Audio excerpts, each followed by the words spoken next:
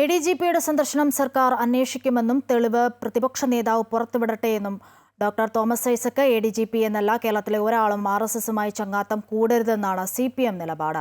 വ്യക്തികൾ ഒരു നേതാവിനെ സന്ദർശിക്കുന്നത് പാർട്ടിക്ക് നിയന്ത്രിക്കാനാകില്ല. ചട്ടവിരുദ്ധമായി സന്ദർശനത്തിൽ എന്തെങ്കിലും സംഭവിച്ചിട്ടുണ്ടെങ്കിൽ അന്വേഷിച്ച് കണ്ടെത്തണം.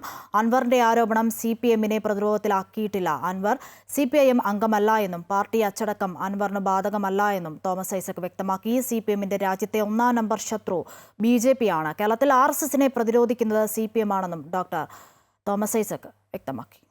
ADGP കണ്ടു എന്നുള്ളത് ADGP പറഞ്ഞിട്ടുണ്ട്. പക്ഷെ പ്രതിപക്ഷ നേതാവ് പറയേണ്ടത് അത് CPMന് വേണ്ടിയാണ് പോയെന്നുള്ള തെളിവെന്താ? എന്തോ തെളിവൊക്കെ ഉണ്ടെന്നല്ലേ പറഞ്ഞത്? ആ തെളിവ് ഒന്ന് പുറത്തു വിട്ടാട്ടെ. ഈ സന്ദർശനം അടക്കം ബാക്കിയുള്ളതെല്ലാം സർക്കാർ അന്വേഷണ വിഷയമാണ്. അന്വേഷിച്ച് റിപ്പോർട്ട് വരട്ടെ, അതനുസരിച്ച് നിലപാട് സ്വീകരിക്കും. CPMനെ സംബന്ധിച്ചിടത്തോളം ADGP അല്ല, ഈ കേരളത്തിലെ മാന്യമര്യാദയുള്ള ഒരാൾ പോലും ഈ RSS ചങ്ങാത്തം പാടില്ലെന്നായി പറയുന്നത്. ഞങ്ങളും അവരുമായിട്ടുള്ള രാഷ്ട്രീയ ബന്ധമെങ്കിലും പക്ഷേ വ്യക്തികളാണ്, അവരെയൊക്കെ നമ്മൾ നിയന്ത്രിക്കാൻ പറ്റില്ല.